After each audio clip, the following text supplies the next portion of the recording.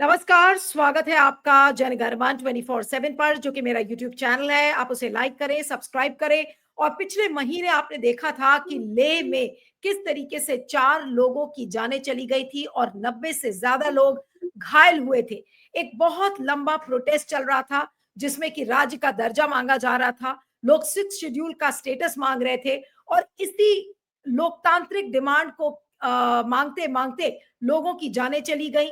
और जो वहां का पूरा जो जेन जी था, जो नया जनरेशन है, उसको ऐसा लग रहा था कि केंद्र सरकार ने उसके साथ एक छलावा किया है। इस प्रोटेस्ट को शांतिपूर्वक ढंग से सोनम वांगचुक की अगुवाई में ले एपेक्स बॉडी और कारगिल डेमोक्रेटिक अलायंस कर रहे थे।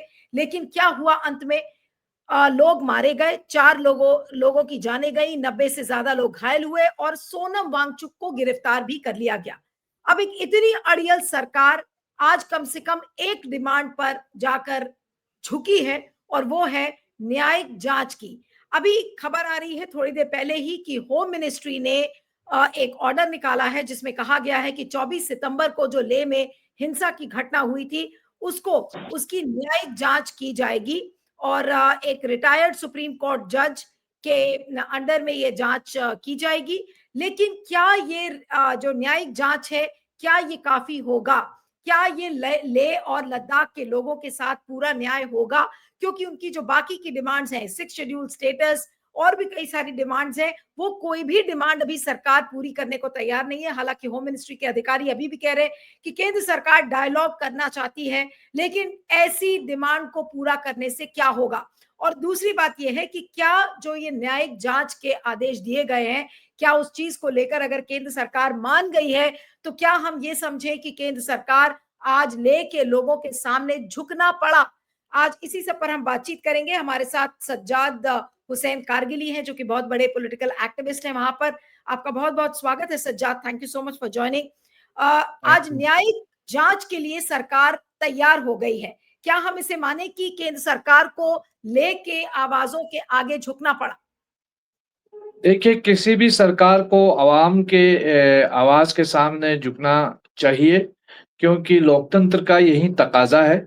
जो दुनिया की सबसे बड़ी डेमोक्रेसी है और हमारे यहाँ लोकतंत्र की जो हम बात करते हैं, तो उसमें चाहिए कि सरकार आवाम की मंशा के मुताबिक चले, पहली चीज।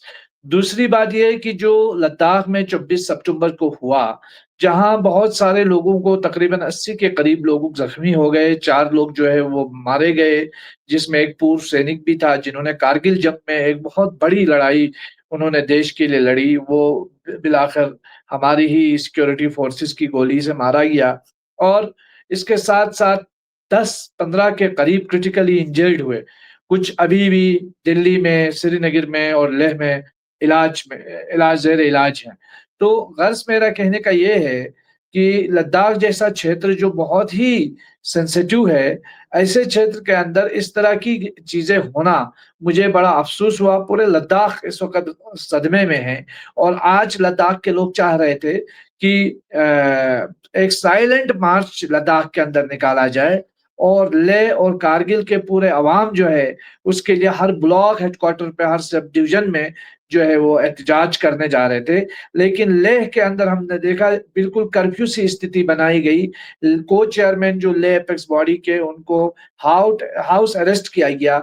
और इधर करगिल डेमोक्रेटिक अलायंस के लीडरों को भी काफी कोशिश की रोकने की, लेकिन हम जो है बिलाखिर कामयाब हुए अपना पीस मार्च निकालने में। और अभी 6 बजे से 9 बजे तक एक ब्लैकआउट का भी हम ऐलान कर चुके हैं। ये पूरा का पूरा जो लद्दाख का मूवमेंट है, ये बहुत पीसफुल मूवमेंट है। हम गांधीयन वे में अपनी आवाज उठा रहे हैं और सरकार को ये बता रहे हैं कि जो 5 अगस्त 2019 के बाद जो इन्होंने एक यूनियन टेरिटरी बनाई, जो यूनियन टेरिटरी कॉलोनियल कंसेप्ट है, जो हमारे एस्पिरेशंस को फुलफिल करने में नाकाम हुआ है। तो हम उम्मीद करते हैं और सरकार से यही मांग है कि अब बातचीत के जरिए हमारे स्टेटहुड और 6 शेड्यूल की जो डिमांड है उसको एड्रेस किया जाए। और जो जुडिशियल इंक्वायरी की बात सरकार ने की है, अगरचे हम उसको वेलकम करते हैं, लेकिन साथ में ये भी कहना चाहते हैं यही काफी नहीं है, बल्कि ये जुडिशियल इंक्वायरी टाइम बाउंड होनी चाहिए। कंपनसेशन जो मारे गए हैं और जो ज़ख्मी हैं उनको मिलना चाहिए, और जो हमारे डिटेनीज़ हैं उनको अरेस्ट किया जाना चाहिए, जिनको बेसलेस चार्जेस पे गिरफ्तार किया गया है, बिलखुसूस सोनम वांगचुक, जिन्हें एनएसए के तहत गिरफ्तार करके उनके ऊपर एनएसए डाल करके जोधपुर जेल भेजा गया है। लेकिन सज्जाद, एक चीज और भी है कि आज जो सरकार न्यायिक जांच के लिए झुकी है, क्या ये आप लोगों की डिमांड्स हैं उनमें एक ये बड़ी जीत है? आज एक तरीके से आपकी बात मानी गई, आपकी सारी डिमांड्स हैं, लेकिन बावजूद इसके आज एक ही डिमांड सरकार मानी है, तो क्या ये आप इसे एक जीत की तरह देखते हैं? ठीक है, हम इसको वेलकम करते हैं। मतलब इसमें एक चीज़ ये है कि मैं इसे जीत और हार के पर्सपेक्टिव से नहीं देखता हूँ, बल्कि सरकार को थोड़ा विज़डम और सेंसिबल तरीके से एक्ट करना चाहिए। हम ये समझते हैं, अगर वो आवाम की बात मानते हैं, तो उसमें उनकी भी जीत है, हमारी भी जीत है।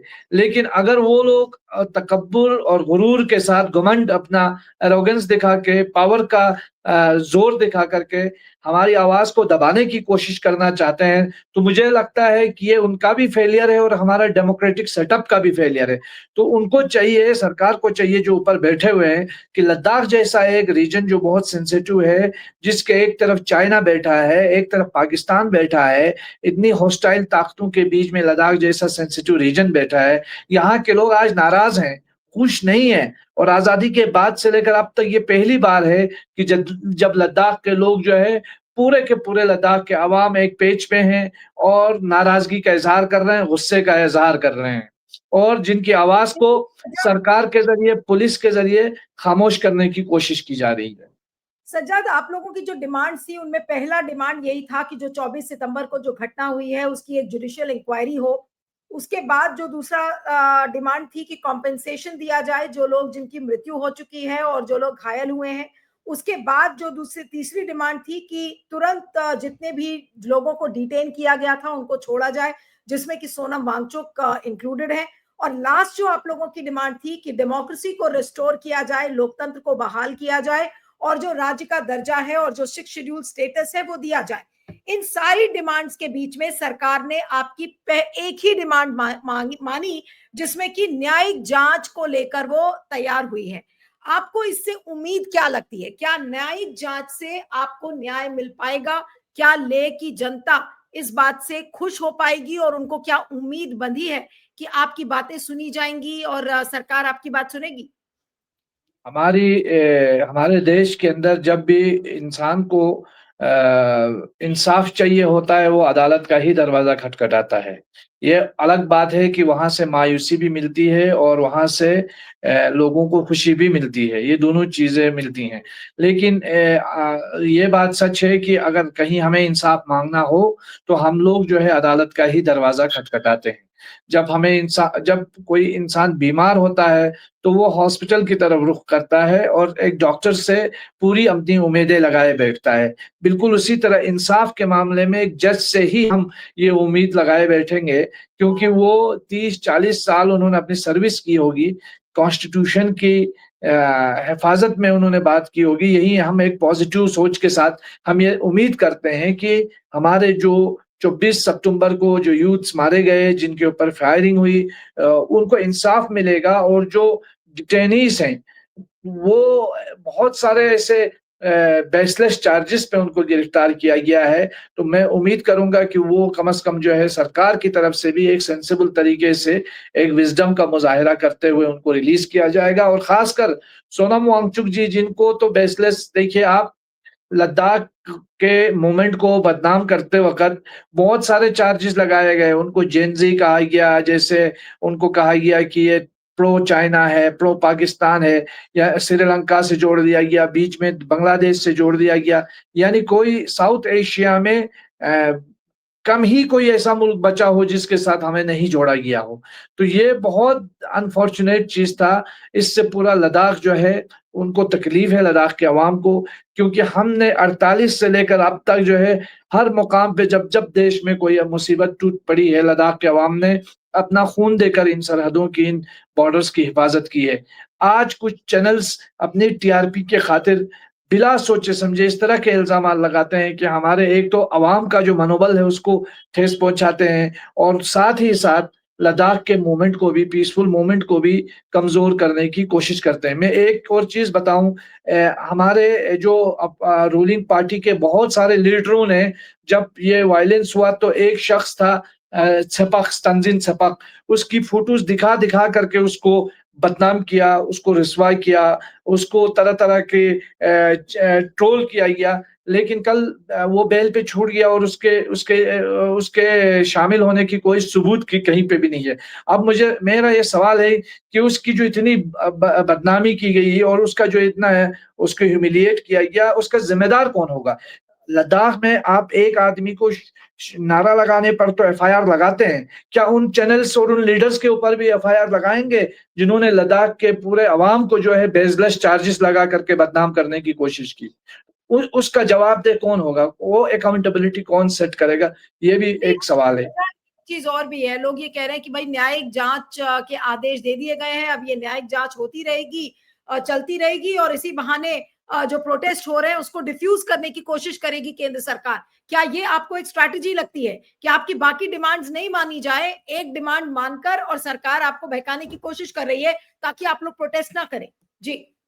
ये प्रोटेस्ट से तो हमें कोई नहीं रोक सकता है, ये हमारा पीसफुल प्रोटेस्ट करना हमारा कॉन्स्टिट्यूशनल अधिकार है, हमारा राइट है। हम तो डायलॉग के ज़रिए ही इश्यूज़ को हल करने की कोशिश करेंगे। लेकिन अगर हमें लगेगा कि कहीं सरकार की नीयत में खोट है, तो हम कर ही क्या सकते हैं सिवाय प्रोटेस्ट के? हमारे पास कॉन्स्टिट्यूशन ने एक ही अधिकार दिया हुआ है कि हम अपना पीसफुल एक प्रोटेस्ट के ज़रिए, एक आंदोलन के ज़रिए अपनी बात को रखें। वैसे लद्दाख जैसे एरिया में जहाँ सिर्फ़ एक लिमिटेड सीज़न होता है काम का, कमाने का, यहाँ के लोगों के लिए, तो हम नहीं चाहते हैं कि एक प्रोटेस्ट कल्चर डेवलप हो, लोग प्रोटेस्ट में ही उलझे रहें। आ आपने कभी नहीं सुना होगा कि लद्दाख में प्रोटेस्ट का लोगों को इतना ही शौक है, बिल्कुल भी नहीं है। लेकिन ये जो चीज़ें हैं, वो बहालत मजबूरी के कारण लोग कर रहे हैं क्योंकि ये जो आइडिया ऑफ यूनियन टेरिटरी है, इस आइडिया ने लोगों का जीना हराम कर रखा है। ना लोगों को जॉब्स है, ना लोगों को ज़मीनों का कोई संरक्षण है, ना यहाँ लोगों की रिप्रेजेंटेशन का कोई ख़्याल है। इनको जो है मतलब आप जो है बड़े-बड़े फैसले लेते हैं, अपनी मर्ज़ी से लेते हैं, लोगों का कोई कंसेंट शामिल नहीं होता है। हमारा फेडरल स्ट्रक्चर बहुत ख़ात्मे के दहाने पर है। हमारे देश के अंदर यहाँ गवर्नमेंट सिलेबस चेंज करती है, बोलती है ये कॉलोनियल लेगेसी है। हमारे यहाँ ऑफिसेस चेंज करती है, बोलती है ये कॉलोनियल लेगेसी है। क्या यूनियन टेरिटरी कॉलोनियल लेगेसी नहीं है? उसको भी चेंज कीजिए। हम तो 80 साल पुराना लोकतंत्र है, तो फिर लद्दाख जैसे एरिया को नहीं, डेमोक्रेसी देने सज्जन, में क्या प्रॉब्लम है? ये लग रहा है कि ये लड़ाई आप लोगों के लिए लंबी लड़ाई है। अभी तो खाली न्यायिक जांच पर सरकार मानी है, लेकिन 6 शेड्यूल का स्टेटस मनवाने वाली बात, राज्य का दर्जा देने वाली बात, ये सब क्या बहुत लंबी लड़ाई नहीं है? और अब तो कोर्ट से भी बिल्कुल है। ज्यादा उम्मीद, कोर्ट से भी नहीं, नहीं, ज्यादा उम्मीद बिल्कुल है। जी। नहीं, नहीं, हमें मालूम है इस बात का इल्म है कि ये बहुत लंबी लड़ाई है और हम इस लड़ाई के लिए पूरी तरीके से तैयार हैं। हमारा संघर्ष पीसफुल संघर्ष है और सच्चाई पर आधारित है और कॉन्स्टिट्यूशनल डोमेन के अंदर का है। तो हमें उम्मीद है कि आज नहीं तो कल, कल नहीं तो किसी वक़्त कोई वक़्त ज़रूर आएगा कि अनकरीब आएगा कि लद्दाख को उसका राज्य का दर्जा मिलेगा और लद्दाख को उसका सेफगार्ड भी मिलेगा। और हम जो डिमांड कर रहे हैं 6 शेड्यूल की, तो ये तो भारतीय जनता पार्टी का खुद का प्रॉमिस है। उन्होंने 2 असेंबली इलेक्शंस में जो है, एक पार्लियामेंट्री इलेक्शन में और हिल काउंसिल के इलेक्शन में ल लद्दाख के अवाम से वादा किया था कि हम छठे शेड्यूल के अंदर लद्दाख को लाएँगे। तो ये उनका प्रॉमिस है, तो हम तो उनको उनका प्रॉमिस याद दिला रहे हैं। नहीं, प्रॉमिस तो वो बहुत कुछ करती है एनडीए की सरकार, लेकिन प्रॉमिसेस पूरी नहीं होती है। लेकिन आपको क्या लग रहा है कि क्या वाकई में केंद्र सरकार की प्रायोरिटी पर ले की डिमांड्स जो आप लोगों ने रखी हैं, क्या वाकई में उनके प्रायोरिटी में है? क्योंकि कई लोग ये कहते हैं कि भाई वो तो एक छोटी कंस्टिट्यूएंसी है, वहां पर वोट बैंक नहीं है, इसलिए मोदी सरकार ने अपने प्रायोरिटी के मैप से बिल्कुल हटा दिया है ले को। ऐसी बातें सुनने में आती हैं इधर। देखिए, जहाँ तक लद्दाख का ताल्लुक है, ये जम्मू कश्मीर का जो हमारा अभी करंट जम्मू कश्मीर है, उससे 3 गुना बड़ा है, एरिया के एतबार से। और जब सिक्किम को स्टेटहुड का दर्जा मिला था, तो तकरीबन कमोबेश अप्रॉक्सिमेटली इतनी ही आबादी थी और एरिया हमारा उससे बड़ा है और लद्दाख की हर एतबार से जो है एक राज्य का दर्जा रखने का हक रखता है। तो मुझे उम्मीद है सरकार को ये सारी चीज़ें समझ लेना चाहिए। और दूसरी बात, जो बहुत सारे लोग कहते हैं कि ये तो बॉर्डर रीजन है, इसको हम स्टेट कैसे दें? तो बॉर्डर रीजन अकेला लद्दाख नहीं है, पंजाब भी है, जम्मू कश्मीर भी है, राजस्थान भी है, गुजरात भी है। तो गुजरात को क्या यूटी बनाएँगे? तो ये तो अपने आप में एक सवाल है जिसका कोई लॉजिक नहीं है। बिल्कुल, बिल्कुल। और एक आखिरी सवाल कि खाली न्यायिक जाँच पर तैयार होना सरकार का, क्या ये आप लोगों को बहकाने की बात नहीं हो रही है? नहीं, हम उम्मीद करते हैं, हमारी लड़ाई जारी है कि हम कंपनसेशन की बात कर रहे हैं और हम जो डिटेनीज़ हैं उनको रिलीज़ किए जाने की बात कर रहे हैं, तो इस पर भी चर्चा हो रही है। और हम इस बात को लेकर के अभी भी ये अपनी बात रख रहे हैं और उम्मीद रखते हैं कि सरकार को जल्दी ये बातें समझ में आएँगी और लद्दाख जैसे इस सेंसिटिव रीजन में मज़ीद जो तनाव की स्थिति है, वो ऐसी ना रहे, उसमें उनका भी योगदान रहेगा और इसको डिफ्यूज़ करने में वो हमारी मदद करेंगे। चलिए, आपका बहुत-बहुत शुक्रिया Sajjad. Thank you so much for joining. Thank you. Thank